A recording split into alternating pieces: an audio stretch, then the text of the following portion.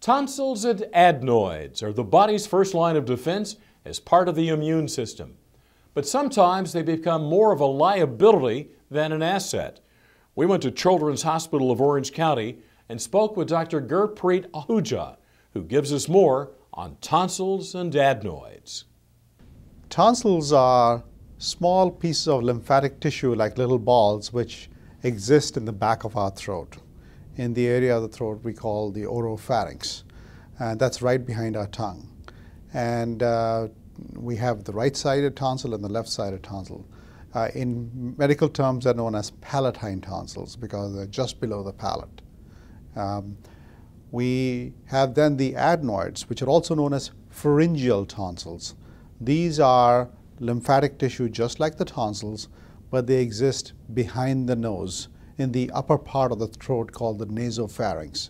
The two primary reasons when we need to consider removing the tonsils and or the adenoids are either obstruction or blockage, or number two, recurrent infections. In its most severe manifestation, enlarged tonsils and adenoids can lead to sleep apnea. And it can be a significant cause for sleep apnea in children. And under those circumstances, in order to relieve the sleep apnea or the upper airway obstruction, we have to consider removing the tonsils and adenoids. When do tonsils and adenoids become a more serious problem?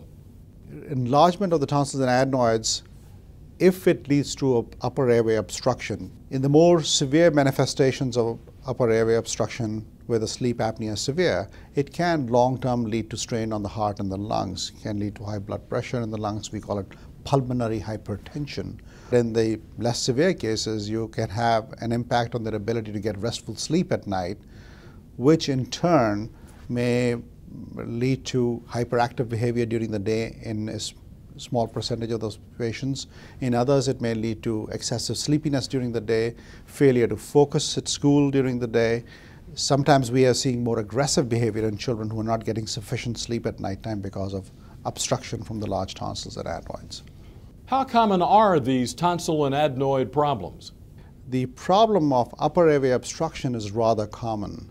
There is data to suggest that 1 to 2% of children in the United States may have sleep disordered breathing or sleep apnea related to large tonsils and adenoids for the most part. Altogether, about 530,000 tonsillectomies with or without adenoidectomies get done in the United States every year in children 15 and under. We have much better defined criteria as to when we need to consider removal of the tonsils or tonsillectomy for recurrent infections.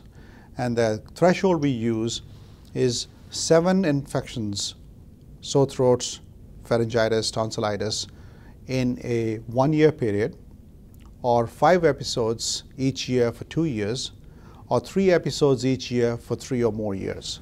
In combination with if they are having fever, or if they're having positive strep infections, or if they're developing white discharge or what we call exudate on the tonsils, or associated with pain and discomfort on a repeated basis, or enlarged lymph nodes in the neck.